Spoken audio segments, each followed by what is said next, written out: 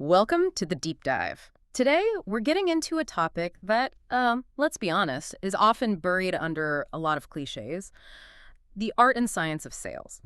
We're completely leaving behind that image of the pushy salesperson. Right. Instead, we're looking at it as a discipline, really, a high-level one rooted in human psychology and deep relationship building. That's right. Our main source today is basically the operational blueprint of Joe Girard. He was the American sales expert who had such, spectacular success that his records are literally in the Guinness Book of World Records. Wow. So his work is, it's essentially a masterclass. And our mission for this deep dive is to pull out those fundamental principles, the repeatable things that allowed him to succeed without, all the pressure and manipulation. So if you're a learner who wants to really improve how you connect with people, it doesn't matter if you sell cars or services or your own ideas, this blueprint shows these skills aren't something you're born with, they can be learned. And what's so fascinating about Girard's whole approach is just how quickly he reframes what success even is. How so? Well, most people just assume the best seller has the best product or the lowest price. But his blueprint says the product is, well, it's almost secondary. So what's primary? The person selling it. The true differentiator is you. And this is where it gets really interesting. Okay, let's unpack that foundation first. In today's world, it's so competitive, so noisy. What's that one secret weapon that cuts through all of it? Girard was completely adamant about this. He called it the personal brand. The personal brand. Now, that term gets thrown around a lot. It does, but he was very specific. He doesn't mean a logo or a fancy website or some catchy slogan. Okay. He means the immediate, almost subconscious mental image that a client has of you. So it's not about marketing in the traditional sense. It's about integrity. Precisely. That mental image has to link you directly to three core ideas: trust, quality, and an unwavering commitment. Trust, quality, commitment. If you don't have those three in the client's mind, you're immediately just competing on price. And that's a losing game. That makes so much sense with how we buy things today. We're just bombarded with information. We can compare prices on our phones in seconds. So why is trust still so paramount when there's so much choice? Because choice creates paralysis. When a client is looking at hundreds of sellers and they all have pretty similar products, they simplify things. They just choose the person they trust. Oh, okay. If they trust you, they'll bypass competitors, even if that competitor has something maybe technically better or a little bit cheaper.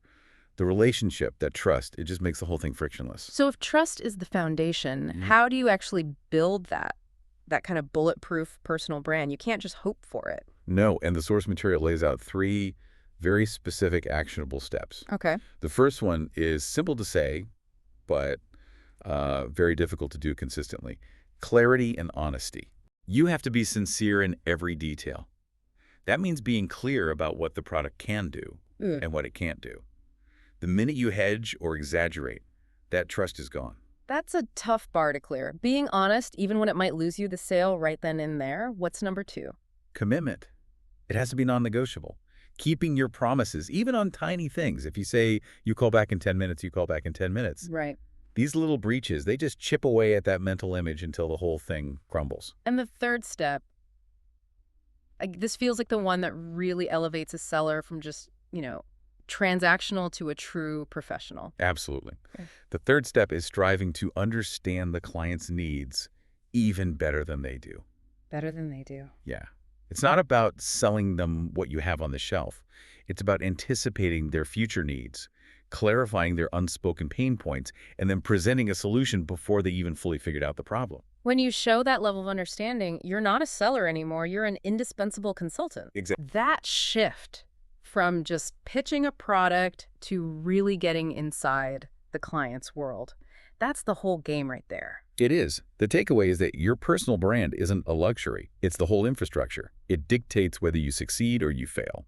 Period. Okay, so once that brand is solid, we can actually start the conversation. And this gets to the part I found most revealing, the hidden language of psychology. To go from an average seller to a professional, you have to understand what the client is thinking, even when they're not saying it. This is the core principle that changes everything. People buy with their heart first. Their heart first. Yeah, and only then do they use their mind to justify the decision. Yeah. Emotion drives the train, and logic just lays the tracks afterward.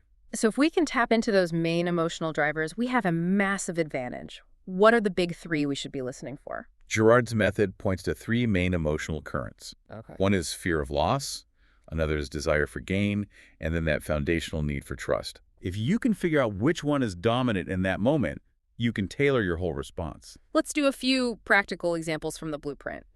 Say I'm selling something expensive, a software subscription maybe, and I can tell the client is worried about wasting money. That's fear of loss. Right. In that case, you have to avoid making these wild promises about how the product will take them to the moon. Because that just makes them more skeptical. Exactly. Instead, you diffuse their risk.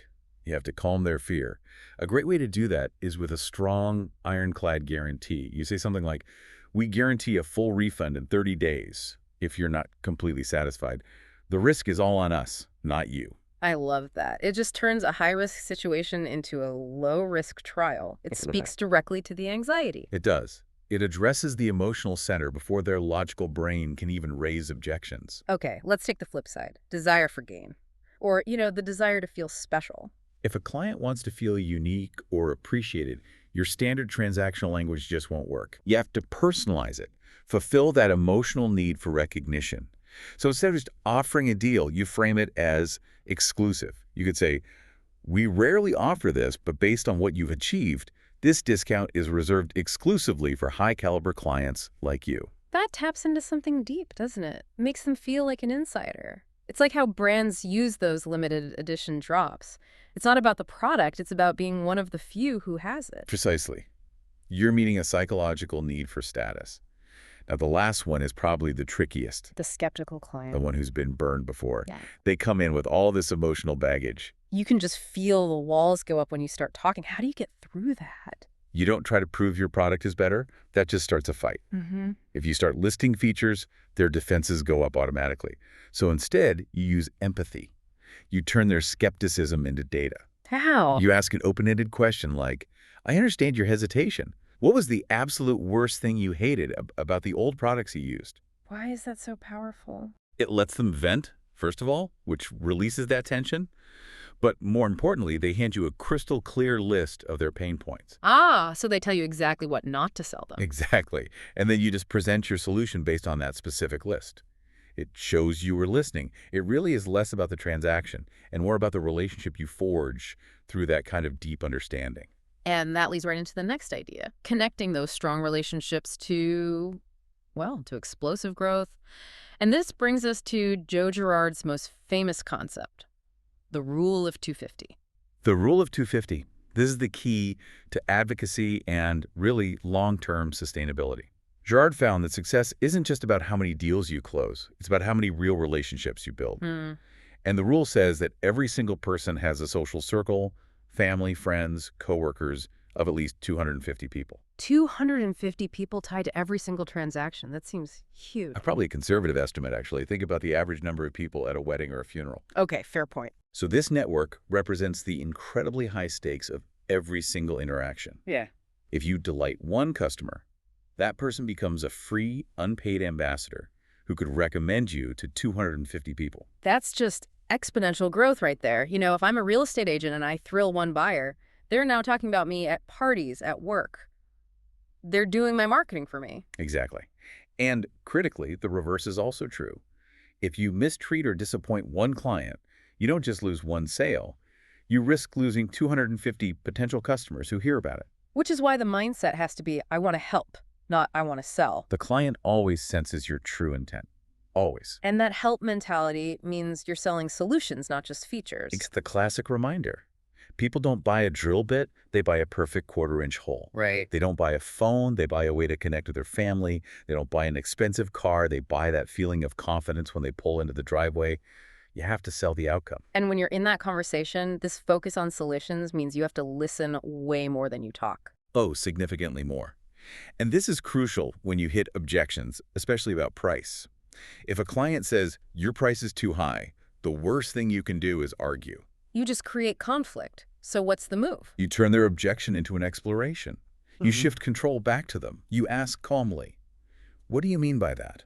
Would you like me to help you better understand the product's long-term value? That neutralizes the conflict right away. It does. It moves the discussion back to the solution they need, not the money they're scared of losing.